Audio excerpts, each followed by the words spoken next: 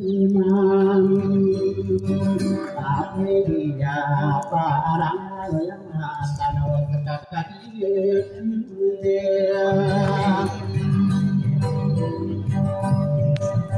Wauda tato gandu ya ini aku pasana kui nanonna sayang ini nakam sadi mula datu bulan sama aliran adi pere kamadan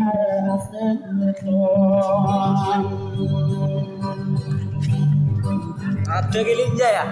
Augan kata dia apa paling gak ting benan yang pun tahu ingat tadi menari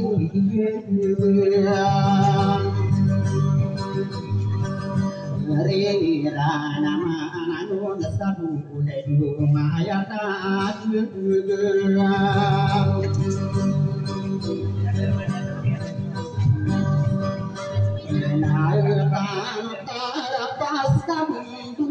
nama satang purna bu kona magi dina wadi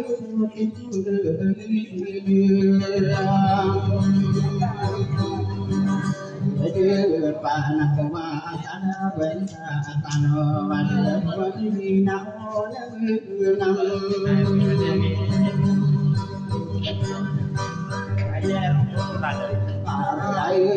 nami aisri petamu suwana suri talinan yai nopon mangarana ngopilmu ayak wau keberam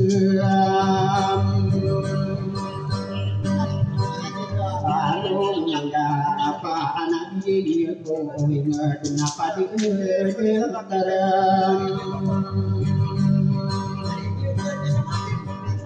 kain wau mata patiana beliung sage nama aku gemberang tadi saya mato nade mubaku bina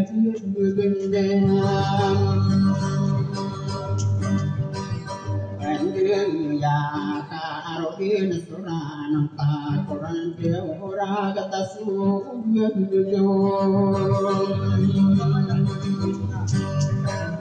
Au tanah pekerjaan sunat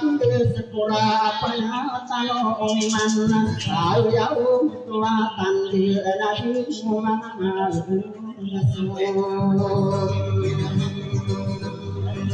Moral nama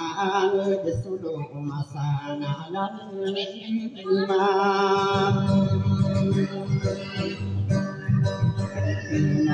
ya nae numa kanami arau aku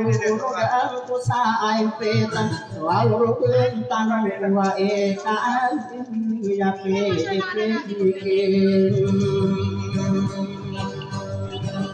irang ko napa diri aku niyo na tuan ko musam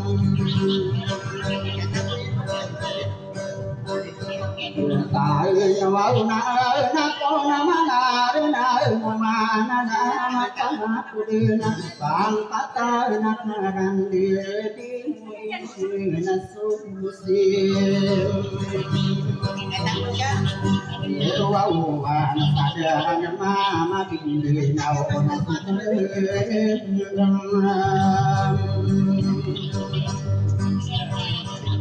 Wow, dengan apa kena sasmani lagi yesir kunana kata nadu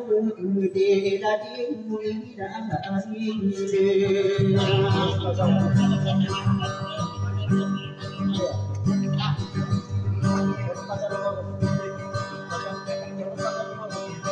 ada tangan Nasolo tanah dedong mangku ni denaka di wayana ade mujinga de ru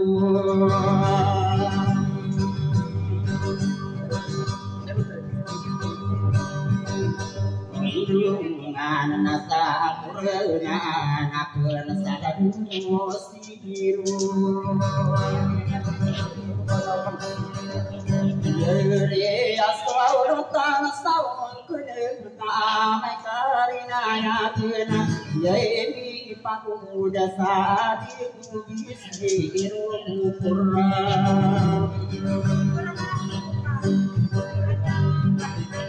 orang anak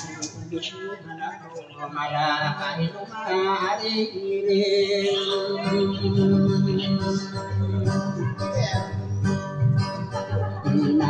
ya tadi ini ya pagu dasar belum isi rupain amat hari nari nari nara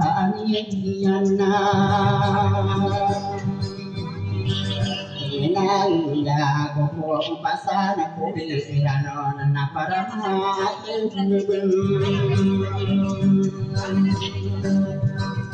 Antwau na kanapulmana yang isi selesai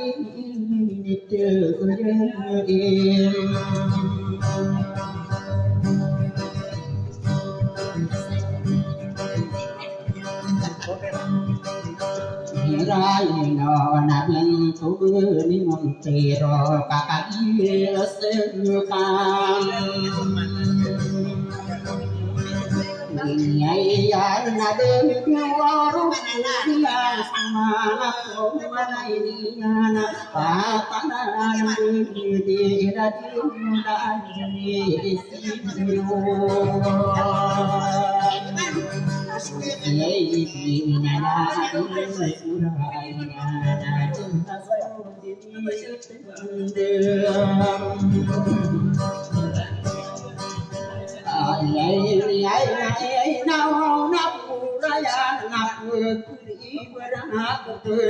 saya untuk berguna tadi mudah berdam ya ini mana ingat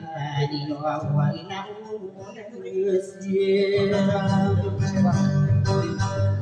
Wow, tadi dan di saya wow na salah basana wow benda dengan nama wow na saya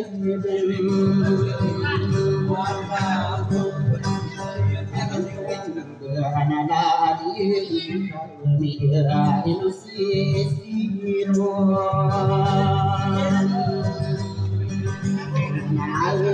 nama badona tuan sirup maka di mana ada tanpa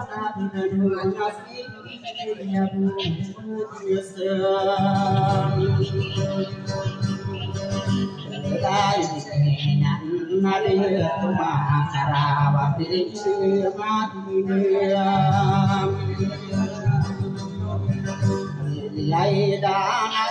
Sokam berdua itu apa ada punya harta taruh umaya senadi kau bersedia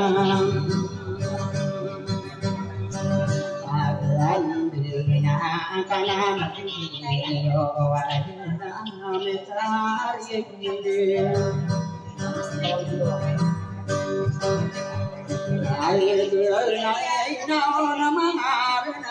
Kau salah tempunan ada kawan aku nawana bini sama mau jadi iulan tuanang ini tadi marah naik nak onawang kiri yo kakak